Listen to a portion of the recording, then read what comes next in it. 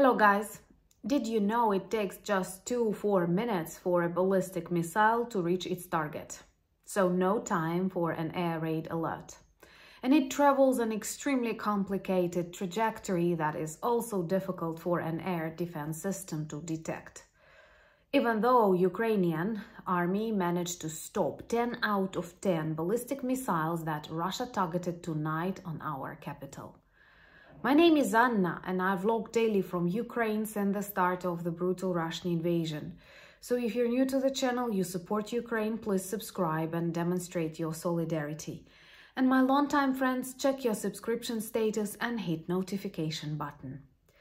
Today was a difficult night interrupted by air raid alerts, but air raid alerts were heard in Kyiv only after the explosions. Why is it so? Not because air defense systems are not professional or we were not attentive, but because Russians are using more and more of ballistic missiles. Ballistic missiles travel an extremely complicated trajectory, traveling very high and then falling on the object, and typically you have 2-3 minutes to react.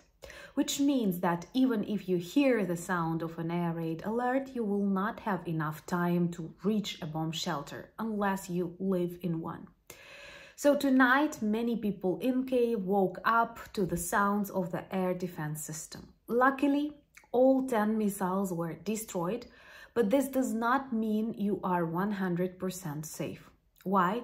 Because lots of debris that are parts of these missiles destroyed by Patriot systems or other stuff that stops these missiles, and it has to be something really good, can set on fire, can destroy a car, can cause some injuries. So dozens of people were injured tonight in the result of this attack that luckily did not lead to any deaths, and we managed to stop the ballistic missiles, but still it is serious damage to Ukraine.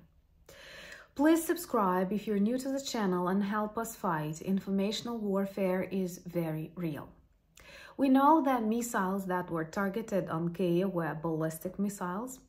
Maybe this is Russian Iskander, but it may also be a new type of missiles, ballistic missiles from Iran. From what we've heard, it's very likely that Iran supplies Russia not only with drones, but also with new, improved ballistic missiles. I think sometime soon we will read more on the missiles that were used tonight, but this tendency is definitely extremely worrisome, because if we look at the support from democratic countries, we are very much dependent on it, we are very grateful for it, but it takes months and sometimes already years. And with authoritarian regimes, they decide everything extremely quickly. Sanctions somehow do not stop them from circulating weapons and supplies they need. And we experience that daily in Ukraine, and that's bad.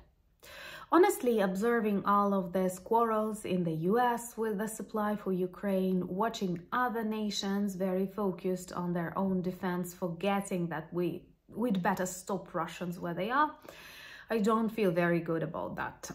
I think that this night may also be very difficult, because tomorrow Putin has press conference or something like that, a speech that he plans to address, and also he wants to speak about the elections, so perhaps he will need more show and more explosions in Ukraine.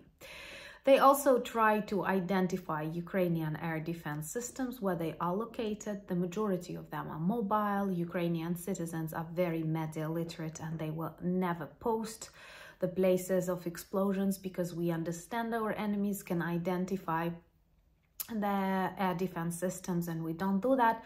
But with these explosions, with missiles, with Shaheds that they send every night to Ukraine, they are trying to identify and later destroy, for example, Patriot systems and other.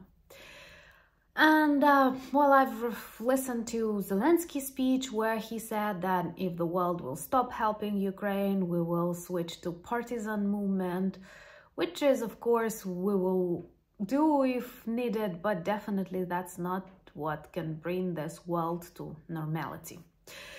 I have recently watched a video of Vlad Wexler where he puts a question that, why do you believe that the future of the world is democracy? Maybe the future of the world is this dark authoritarian totalitarian regimes. And the more I see fatigue, especially among the people who don't taste what war is, who don't know what life is like in such circumstances, I feel really bad about that.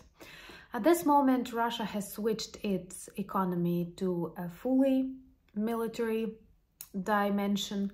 They produce a lot of missiles inside the country. They also get extremely fast supplies from their authoritarian friends like North Korea, like China in disguise, and Iran.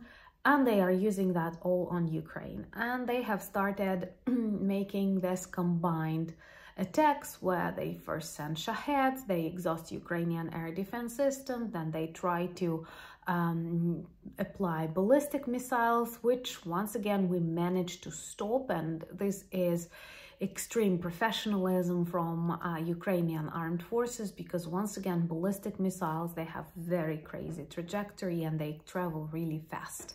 This is also an answer to many of you who think that if you follow the rules, if you follow the recommendations during war, you will 100% survive. No, because there are weapons, there are mines, there are missiles that are totally unpredictable and nothing can save you, only the end of Putin and people who support him. Unfortunately, there are millions, and unfortunately, there are millions, if not billions, who are in doubt.